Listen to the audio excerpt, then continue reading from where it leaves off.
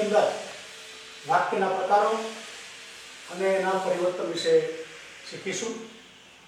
હવે આમ જોઈએ તો વાક્યના પ્રકારો 4 છે: કર્તરી, કર્મણી, ભાવે અને પ્રેરક। એમાં પહેલો પ્રકાર છે તો કે કર્તરી વાક્યનો પ્રકાર છે। હવે એમાં પ્રથમ એક ઉદાહરણ લખ્યું છે કે હું ચીકુ ખાઉં છું। હું ચીકુ ખાઉં છું। તેમાં કર્તા તરીકે હું છે, ચીકુ છે એ કર્મ છે અને ખાઉં છું એ ક્રિયા છે। હવે તમને એમ લાગશે કે આમાં આપણે ખરેખર કર્તરી વાક્ય ઓળખવું હોય તો કેમ ઓળખવું એને? તો મિત્રો એના કર્તરી વાક્ય ઓળખવા માટે આપણે જોઈએ તો એક તો જે વાક્ય આપ્યું હોય એમાં કર્તા છે એ ચૈતન્ય હોય, કર્તા ચૈતન્ય હોય। બીજું કે જે પોતે ક્રિયા કરે છે એ ક્રિયા ઉપર એનું સંપૂર્ણ નિયંત્રણ હોય। અને ત્રીજી બાબત એ છે કે પોતે જે ક્રિયા કરે છે એમાં એની જવાબદારી છે। અને ચોથી બાબત છે કે જે પોતે ક્રિયા કરે છે એ પોતાના હેતુથી સ્વ ઈચ્છાથી કરી રહ્યો છે, તો આપણે એને કર્તરી વાક્ય કહી શકીએ। જો અહીંયા આપણે લખ્યું છે કે હું ચીકુ ખાઉં છું, તો અહીંયા જે કર્તા છે હું એટલે સર્વનામ છે। અહીંયા સર્વનામ હું એ પોતે કર્તા છે અને કર્તા પોતે કેવો છે તો કે ચૈતન્ય છે। પછી કર્મ ચીકુ, પોતે ચીકુ ખાય છે તો પોતાને ચીકુ કેટલું ખાવું, ક્યારે ખાવું, કેમ ખાવું એના ઉપર એનું નિયંત્રણ છે અને ખાવું એની જવાબદારી છે। અને ક્યારે ખાવું તો એ પોતે પોતાની રીતે નક્કી કરી શકે છે। પોતાને ભૂખ લાગી છે એટલા માટે એ ખાય છે। હવે એથી વિશેષ આપણે હજી એક ઓળખવા માટે કર્તરી વાક્યની વાત કરીએ તો એમાં આપણે સ્થિતિ, પ્રક્રિયા અને ક્રિયા આ 3 બાબત ઉપરથી આપણે કર્તાને ઓળખી શકીએ। હવે પહેલા જોઈએ તો મેં 2 વાક્યો લખ્યા છે કે મીનાથી ચોપડી ફાટી। મીનાથી ચોપડી ફાટી। બીજું વાક્ય આપ્યું છે મીનાએ ચોપડી ફાડી। હવે તમને એમ લાગશે કે અહીંયા તો બેયમાં કર્તા છે, પણ મિત્રો અહીંયા કર્તાની પાછળ થી પ્રત્યય લાગેલો છે માટે અહીંયા કર્તાનું મહત્વ ઘટી જાય છે અને મહત્વ શેનું વધે છે તો કર્મનું। હવે મીનાથી ચોપડી ફાટી પછી એને કોઈ ઘરમાં એવો પ્રશ્ન કરે અથવા તો શાળાની અંદર શિક્ષક પ્રશ્ન કરે કે ભાઈ આ ચોપડી કોણે ફાડી, તો એનો જવાબ પહેલા આપણને એવો મળે કે મીનાએ ચોપડી ફાડી।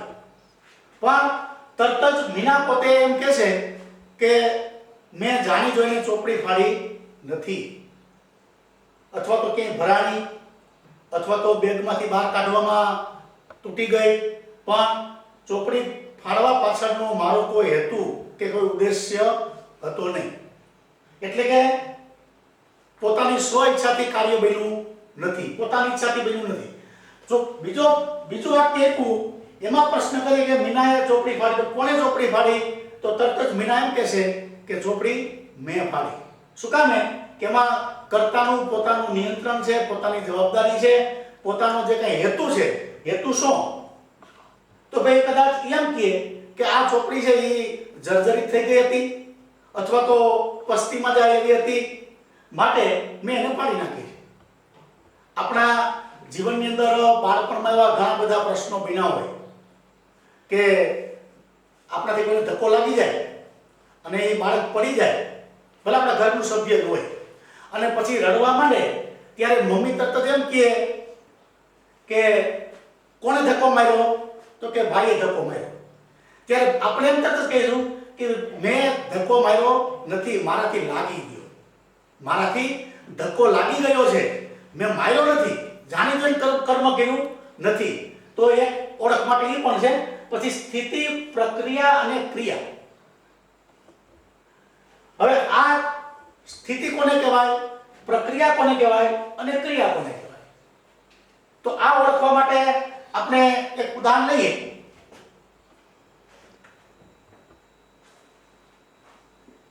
માળામાં કબૂતરના બચ્ચા છે. પછી બસ પાણીમાં પડી. છોકરો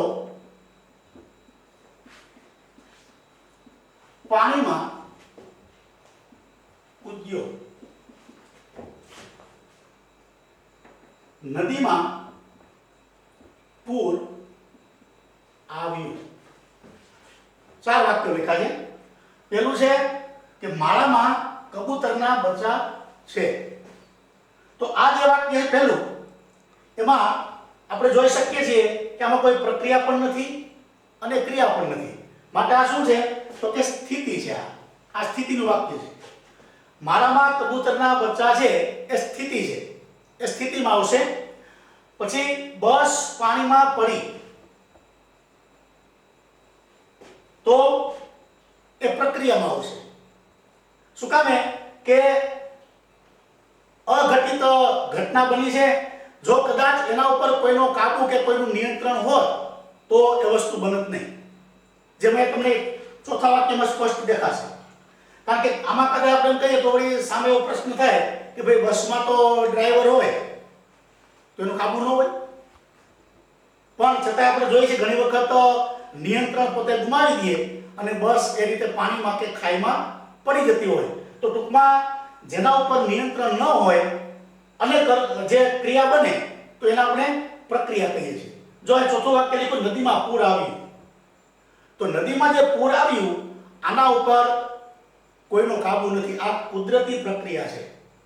પછી હોનારત થવું, ભૂકંપ આવવો, આ બધી કુદરતી પ્રક્રિયાઓ. જે કુદરતી બને ને એના ઉપર કોઈનું નિયંત્રણ ન હોય તો જે ક્રિયા કુદરતી બનતી હોય એ પ્રક્રિયામાં આવશે. પણ ત્રીજું વાક્ય લખ્યું છે કે છોકરો પાણીમાં કૂદ્યો. તો અહીંયા છોકરો પાણીમાં કૂદ્યો, તો એના ઉપર છોકરાનું નિયંત્રણ છે. આપણે પ્રશ્ન કરીએ તો તરત જ આપણે ખ્યાલ આવશે કે ભાઈ પાણીમાં શું કામે કૂદ્યો? તો કે ભાઈ એને નાહવાની ઈચ્છા થઈ. પાણીમાં એને નાહવાની ઈચ્છા થઈ, એને તરવાની ઈચ્છા થઈ, જેને કારણે એ પાણીમાં કૂદ્યો છે. તો અહીંયા આપણે તરત જ ખ્યાલ આવી જશે કે જે ક્રિયા ઉપર કર્તાનું પોતાનું નિયંત્રણ હોય, ચોક્કસ હેતુ હોય, જવાબદારી હોય અને પોતે ચેતન હોય, ચૈતન્ય, ત્યારે એ કર્તરી વાક્ય બની શકે. માટે જે વાક્યમાં કર્તા હોય એમાં જ ક્રિયાનો ઉલ્લેખ હોય અને કર્તા વાક્ય હોય ને એનું જ કર્મણીમાં, ભાવેમાં કે પ્રેરક વાક્યમાં રૂપાંતર થઈ શકે. ફરીથી જે કર્તરી વાક્ય હોય એનું જ કર્મણીમાં, ભાવેમાં અને પ્રેરકમાં પરિવર્તન થઈ શકે. પણ જે વાક્યો પ્રક્રિયામાં કે ક્રિયામાં હોય તો એનું પરિવર્તન થઈ શકે નહીં. જો અહીંયા લખ્યું હોય કે માળામાં કબૂતરના બચ્ચા છે, તો એ સ્થિતિ કે પ્રક્રિયા, સ્થિતિ અને પ્રક્રિયામાં જે વાક્યો આવતા હોય એનું પરિવર્તન થાય નહીં. તો અહીંયા માળામાં કબૂતરના બચ્ચા છે તો સ્થિતિ દર્શાવી છે.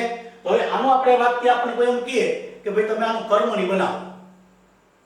આ કર્તરીનું વાક્ય નથી, પણ છતાંય માનો કે આવું વાક્ય હોય અને આપણે એમ કોઈ તમે કર્મણી બનાવો, તો આપણે આનું કર્મણી બનાવો કેમ બને?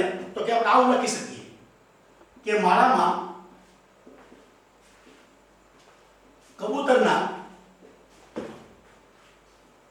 બચ્ચાથી હોવાય છે. હવે આવું વાક્ય લખશું તો તમે તરત જ એમ કહેશો કે સાહેબ આવું તો કઈ વાક્ય બને કે મારામાં કબૂતરના બચ્ચાથી હોવાય છે? ન બને. શું કામ? તો કે સ્થિતિ છે. જે વાક્ય તો અહીંયા હવે આપણે પેલા કર્તરી નું જે વાક્ય લખ્યું, હું ચીકુ ખાઉં છું, બરાબર? તો એમાં કર્તા મુખ્ય છે, ચૈતન્ય છે, પોતાની જવાબદારી છે અને નિયંત્રણ છે. બીજું વાક્ય પૂછે કર્મણી વાક્ય. તો કર્મણી વાક્યમાં શું હોય? તો એને ઓળખવા માટે આપણે કહી શકીએ કે જે કર્મણી વાક્ય હોય ને એમાં કર્મ મુખ્ય હોય.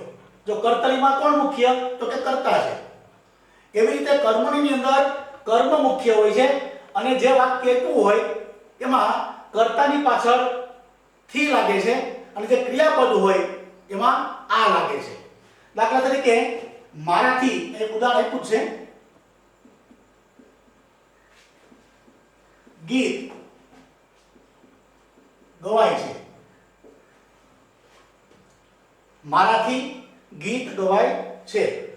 હવે અહીંયા કર્મ છે એ ગીત છે. તો ખરેખર અહીંયા આપણે જોઈ શકીએ છીએ કે મારાથી, તો અહીંયા હું જો કર્તરી વાક્યમાં આપ્યું હોય તો હું ગીત ગાઉં છું એવું વાક્ય બને. એટલે એમાં કર્મનું કર્તાનું મહત્વ હોય, પણ મારાથી આપ્યું એટલે અહીંયા શું આવશે કે કર્તાનું મહત્વ છે ગૌણ થઈ ગયું, કર્તાનું મહત્વ ઘટ્યું. અને કર્તાનું મહત્વ ઘટે એટલે કર્મનું મહત્વ વધે છે. જેમાં જે વાક્યની અંદર હંમેશા કર્મનું મહત્વ વધુ દર્શાવ્યું હોય ત્યારે આપણે સમજી શકીએ કે એ કર્મણી વાક્ય છે. બીજું જે ક્રિયાપદ છે તો એમાં આ પ્રત્યય લાગે છે. જો કર્મણી કર્તરીમાં લખવું આપણે આમ લખી શકીએ કે હું ગીત ગાઉં છું. તો હું છે એની પાછળ શું લાગ્યું? થી. પણ એક વસ્તુ આપણે યાદ રાખશું કે જ્યારે સર્વનામ હોય ને ત્યારે શું આવશે? હુંની જગ્યાએ મારાથી લાગશે. ઘણી વખત આપણે એમ કહીએ કે ભાઈ કર્તાની પાછળ થી લાગે અને ક્રિયાપદમાં આ હોય, ક્રિયાપદમાં આ લાગે ત્યારે કર્મની વાક્ય બને. તો અહીંયા આપણે એવું લખ્યું હોય કે ભાઈ તમને વાક્ય આપ્યું હોય કે હું ગીત ગાઉં છું, એટલે તમે તરત જ મગજમાં એવું લાવશો કે ગીત છે એ કર્મ છે, તો આને કર્મની બનાવવું હોય તો સાહેબે કીધું ભાઈ કર્તાની પાછળ થી લાગે. તો અહીંયા તમે તરત આમ લખશો કે હું થી ગીત ગવાય છે. તો હું થી લખશો તો આ વાક્ય ખોટું પડશે, કારણ કે આ વાક્ય બંધ બેસતું નથી. જ્યારે સર્વનામ હોય પછી તે હોય તો તેનાથી આવશે અને હું હોય તો મારાથી આવશે. એટલે ખાસ ધ્યાન રાખજો કે જ્યારે સર્વનામનો ઉપયોગ થયો હોય કર્તરી વાક્યમાં અને કર્મની બનાવવું હોય ત્યારે એમાં સીધું થી નહીં લાગે, પણ હું સર્વનામ હશે તો મારાથી એવો શબ્દ આવશે અને તે હશે તો તેનાથી એવો શબ્દ આવશે. ત્યારે જ આપણે એને યોગ્ય કર્મણી વાક્યમાં પરિવર્તન પેલું કહી શકાય. એવી રીતે ત્રીજો પ્રકાર છે ભાવે વાક્ય. હવે અહીંયા થોડુંક આપણે જોવું પડશે, કારણ કે કર્મણી અને ભાવે બીજો પ્રકાર અને ત્રીજો પ્રકાર.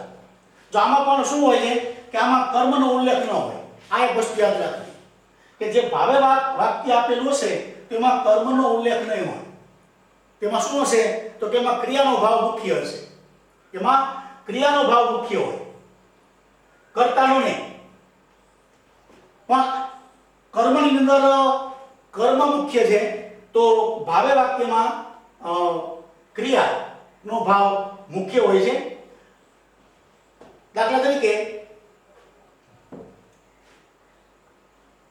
આમ લખ્યું છે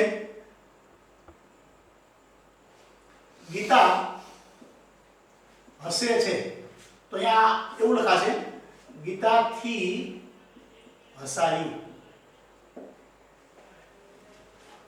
માત્ર ક્રિયા દર્શાવવામાં આવી છે, આમાં કર્મનો ક્યાંય ઉલ્લેખ નથી.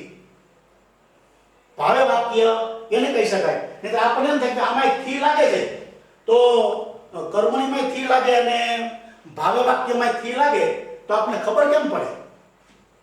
તો એની ઓળખ એટલી જ છે કે કર્મણીમાં કર્મ મુખ્ય હોય છે અને ભાવે વાક્યમાં ક્રિયા મુખ્ય હોય છે. તો અહીંયા આ ઉદાહરણ પરથી આપણે સ્પષ્ટ જણાય છે કે ગીતા હસે છે તો ગીતાથી હસાયું. અહીંયા માત્ર ક્રિયા ઉપર જ ક્રિયાપદ આ લાગ્યો છે, કર્મ છે નહીં. અને ચોથો પ્રકાર છે પ્રેરક વાક્ય રચના. પ્રેરક વાક્ય એટલે શું? તો પ્રેરકનો અર્થ આપણે તો સ્વાભાવિક એવો કરીએ તો તરત જ ખ્યાલ આવશે કે પ્રેરક એટલે આપણને કોઈ કાર્ય કરવા માટે પ્રેરતું હોય, કોઈ આપણને પ્રેરણા આપતું હોય. ખરેખર જે કાર્ય આપણે કરીએ છીએ એ કાર્ય કરવાની આપણી પોતાની સ્વ ઈચ્છા નથી. જો સ્વ ઈચ્છા હોય, સ્વ મેળે કરતા હોય તો કર્તરી ગણાય. પણ પ્રેરકમાં શું આવશે કે ક્રિયા કરવાની આપણી ઈચ્છા નથી પણ આપણી પાસે કોઈ ક્રિયા કરાવે છે. તો જો ઉદાહરણ આપી દીધું છે કે માળી ઝાડ કાપે છે, માળી ઝાડ કાપે છે. તો આ વાક્ય કેવું બન્યું? તો કે કર્તરી છે.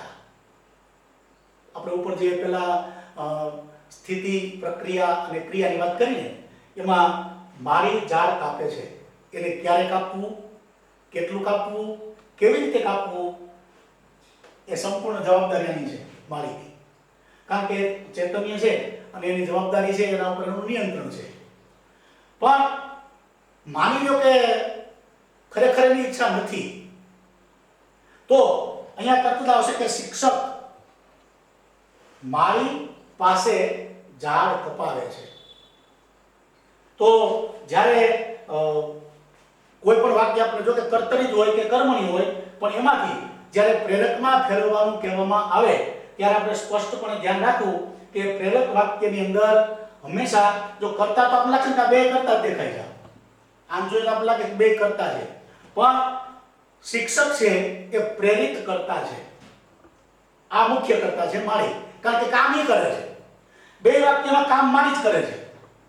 બંને વાક્યમાં ઝાડ કાપવાનું કર્મ છે એ માળી પોતે જ કરે છે એટલે કરતા તો એ જ છે પણ અહીંયા પોતાની રીતે કરે છે. અને અહીંયા પ્રેરિત શિક્ષક છે એટલે શિક્ષક છે એ પ્રેરિત કરતા છે.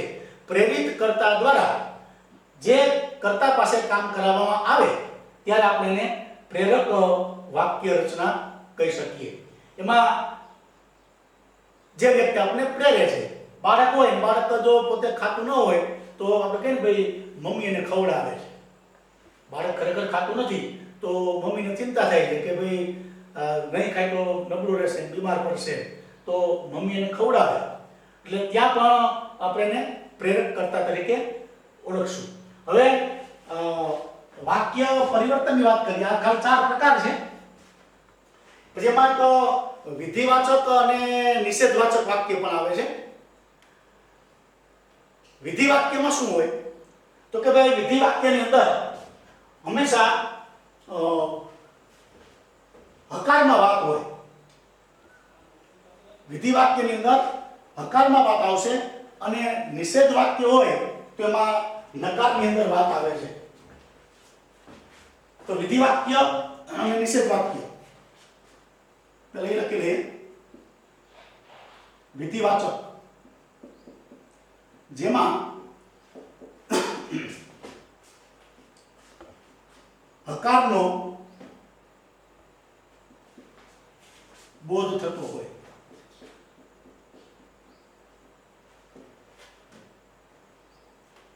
અને નિષેધ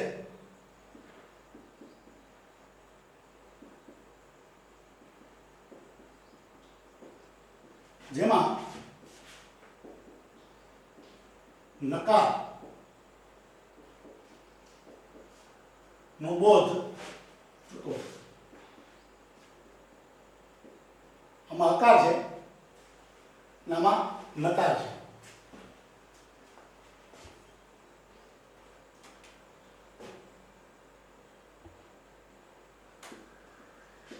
મારાથી હસાયું તો એક હકાર છે અને એનો વિરોધી છે મારાથી ન હસાય. એકમાં નકારની વાત છે અને એકમાં હકારની વાત છે. હવે વાક્ય પરિવર્તનની અંદર આપણે પહેલા વાત કરી કે જે કર્તરી વાક્ય હોય એ જ કર્મણીમાં બની શકે, કર્તરીમાં ફેરફાર થઈ શકે અને પ્રેરકમાં ફેરફાર થઈ શકે. કારણ તેમાં ક્રિયાનો ભાવ મુખ્ય છે એટલે સ્થિતિ અને પ્રક્રિયા એના જે વાક્યો હોય એમાંથી પરિવર્તન થઈ શકે નહીં. તો હવે પહેલું આપણે એમ કહીએ કે ભાઈ કર્તરીમાંથી કર્મણીમાં ફેરવો. કર્તરીમાંથી કર્મણીમાં ફેરવો. આપણને પરીક્ષાની અંદર એક કર્તરીનું વાક્ય આપ્યું છે. તો એમાં આપણે શું કરવું પડશે તો કે કર્તાની પાછળ થી લાગશે અને જો કર્તા સર્વનામ હોય તો હમણાં આપણે વાત કરીએ એમ કે હું હોય તો મારાથી આવશે, તે હોય તો તેનાથી આવશે. મહેશે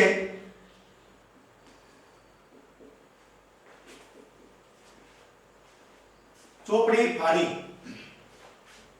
તો અહીંયા મહેશ છે એ કર્તા છે તો અહીંયા તરત આવશે અહીંયા કે મહેશ થી, અહીંયા થી પ્રત્યય લાગશે અને ચોપડી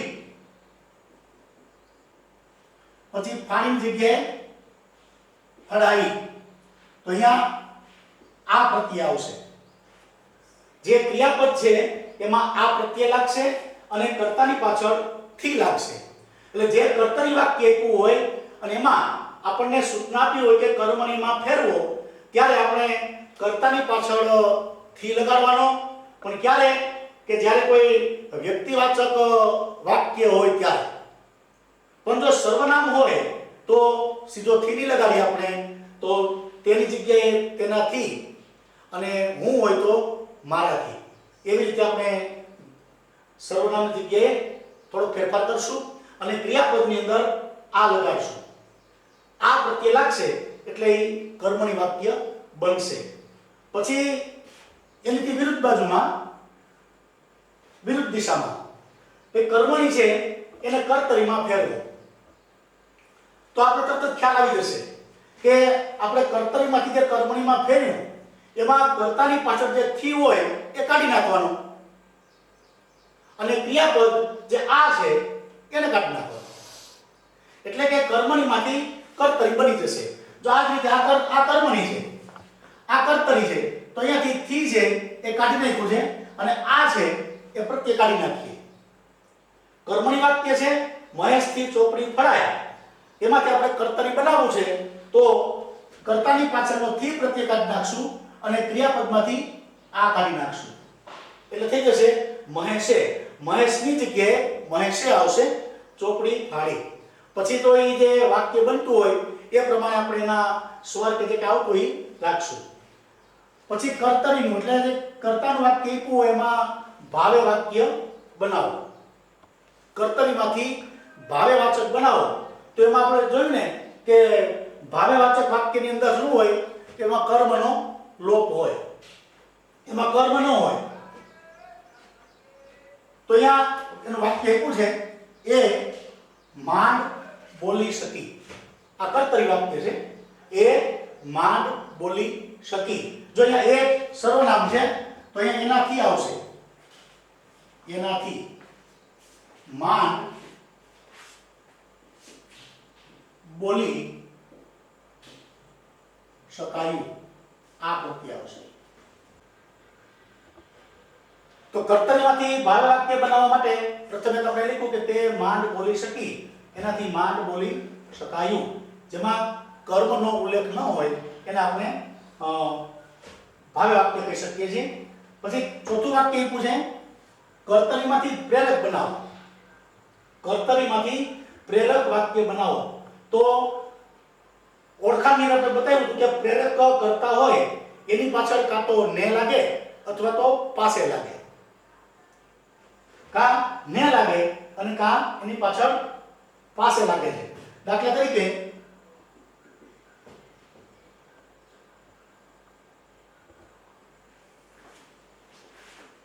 સ્વીટી લખે છે